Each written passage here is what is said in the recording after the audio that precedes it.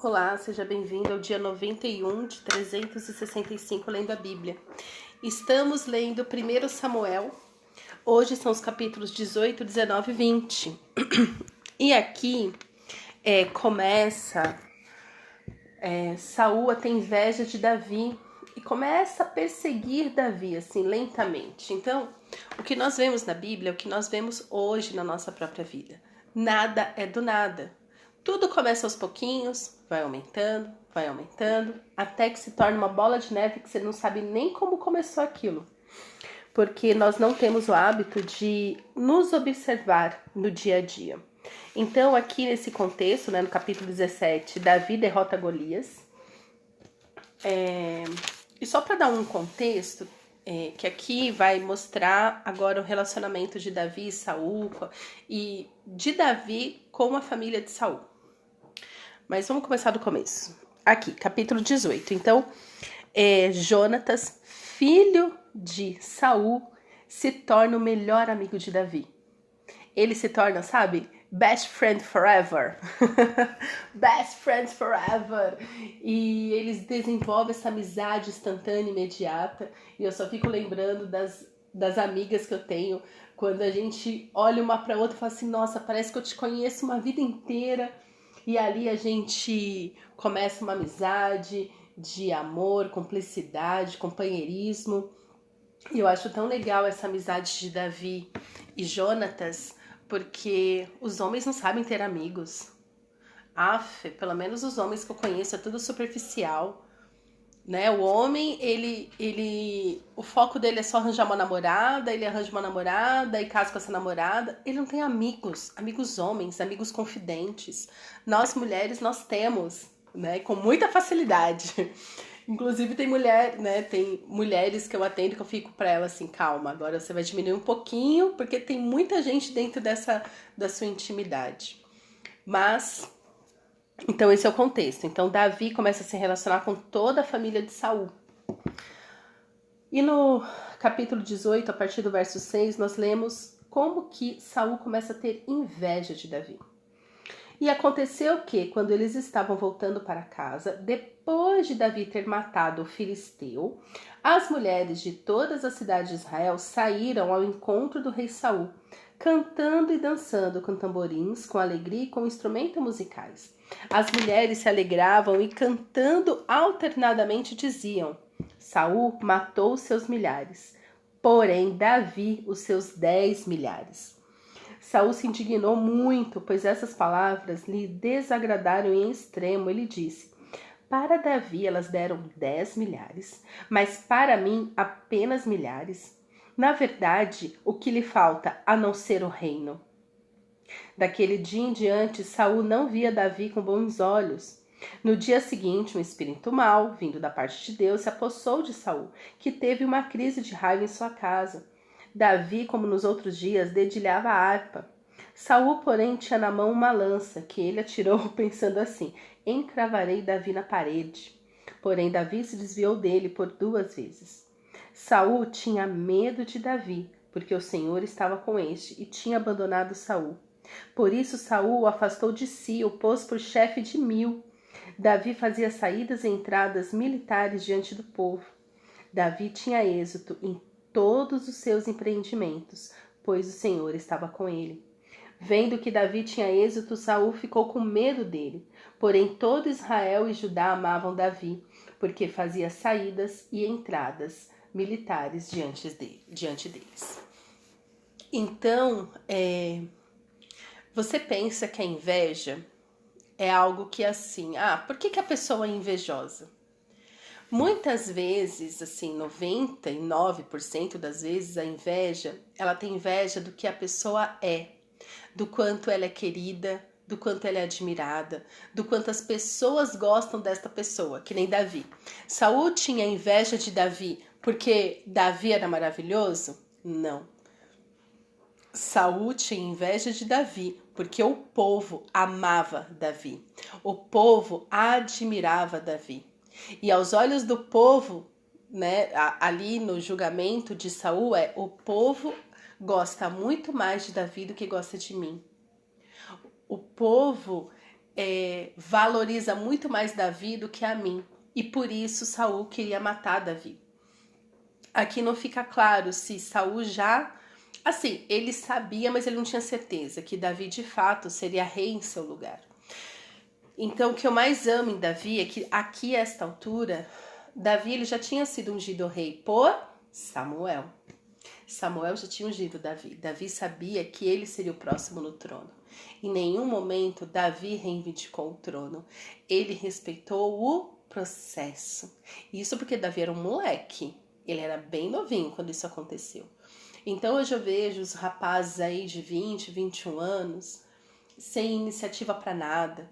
Ou pior, essa galera do TikTok achando que tem um rei na barriga, que sabe muito mais do que os mais velhos, que sabem muito mais até mesmo do que Deus.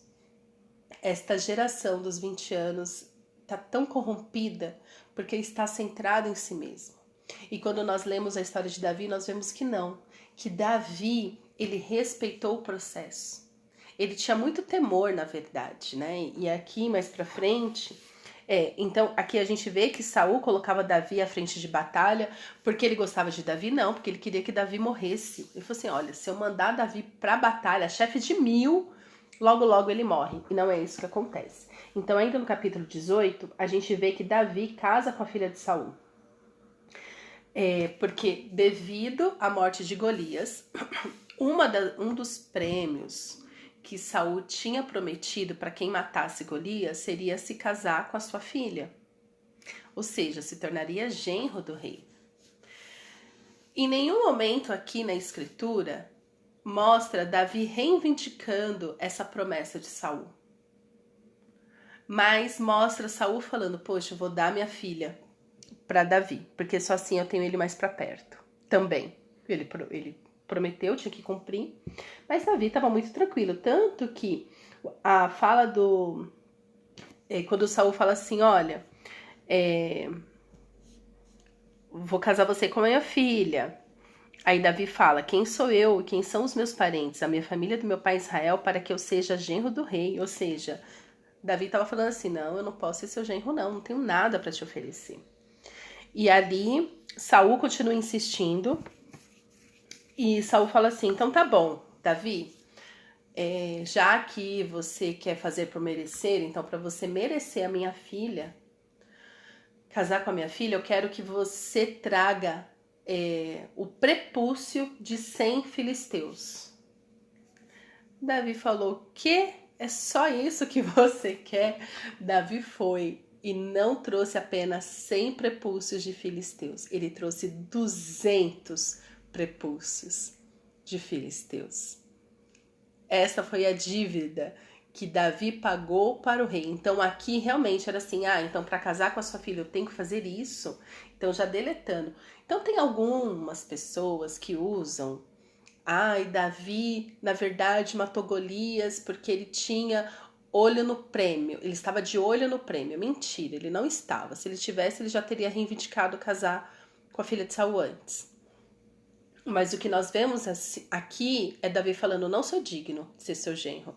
E Saul insistindo, falou, então tá bom, já que você acha que você não é digno, se você matar 100 filisteus e trazer os 100 prepúcios, eu vou te considerar digno, você também vai se achar digno, porque você mesmo correu atrás disso e você casa.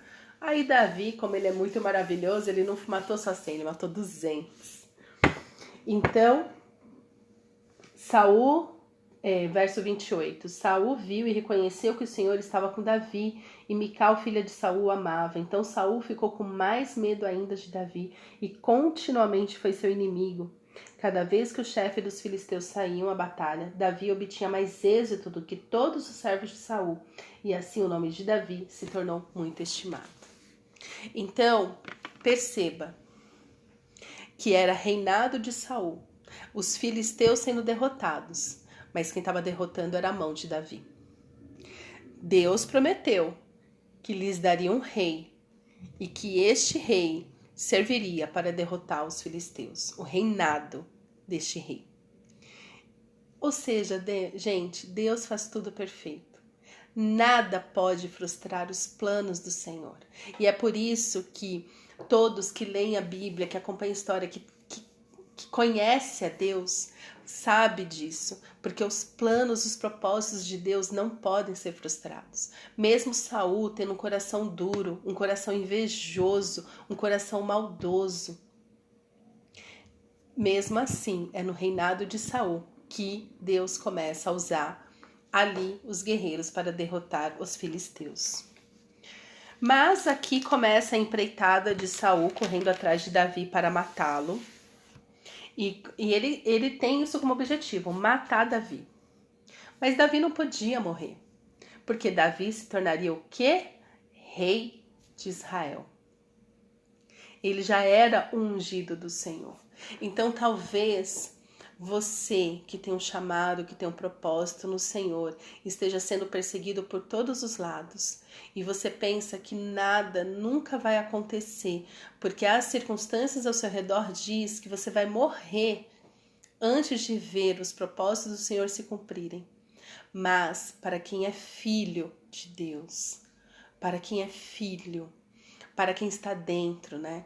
A palavra do Senhor diz que todas as coisas cooperam para o bem daqueles que amam a Deus, que são chamados segundo o seu propósito.